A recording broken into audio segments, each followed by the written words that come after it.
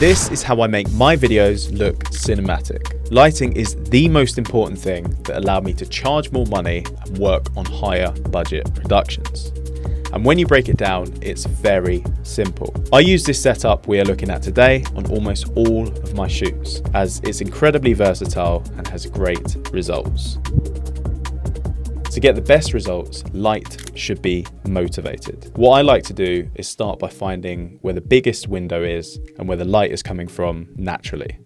This will dictate the entire shoot as to where the camera will be, where the subject or product that I'm shooting will be, and most importantly, my lights. For these shots, the sofa was placed so that the window was on one side and a wall was on the other, as it means you have a light side and a shadow side before you've even turned on your lights. I made sure that my strongest light was on the same side as the window.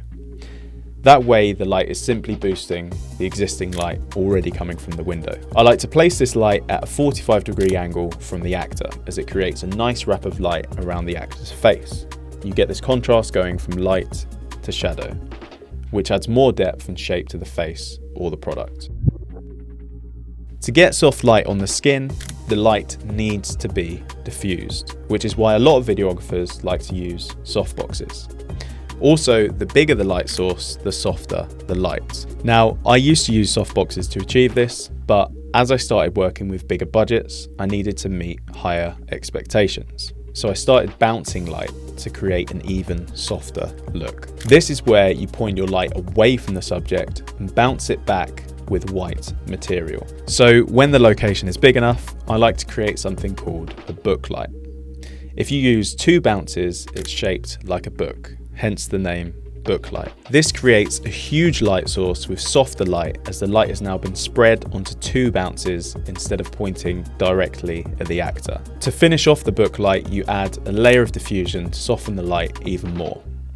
And as you can see, it creates this nice, natural, soft look. This ugly setup was a book light on one light stand, which involved me clamping the light to the stand with the bounce and the diffusion. But you don't have to do this. You can use multiple stands if you want to. I just had a heavy stand and I thought it might save space. You can also use a white sheet as your bounce and then linen curtains for your diffusion as a more budget option. Practice this at home or with your friends and your videos will improve drastically.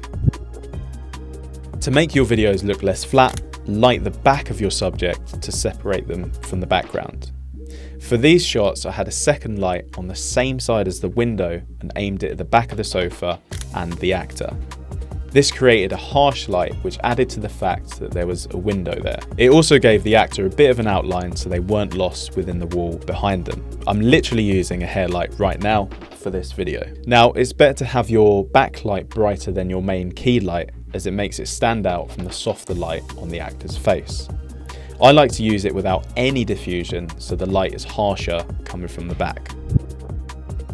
One of the easiest ways to improve your videos and make them look more cinematic is to film from the shadow side. What this means is to shoot into the light side of the image so that the shadow side is closer to the camera. This creates more definition on the actor, as there is a clearer contrast between the light and the dark, which looks more pleasing. For this shoot, the wall was quite dark already, so we had a pretty strong shadow to work with. But if you're shooting near a bright wall and the shadow side isn't dark enough, then you can add something called negative fill. This is simply dark material, so the opposite to a bounce. Instead of adding light, it sucks it away, like a Dementor from my boy Harry Potter. So you can place this on the opposite side to your light, creating a darker shadow side.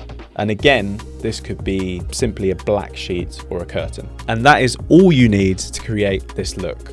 The same principles apply whether you're in a garden setup like this, yes, I said garden, or on a big budget production. My lights are positioned in exactly the same place. So make sure you skill yourself up. Practice this lighting setup at home. I actually used to practice with a mannequin head, as I didn't want to bother my friends or my girlfriend. So thank you for watching. Subscribe for more filmmaking tips just like this one, and I will see you in the next one.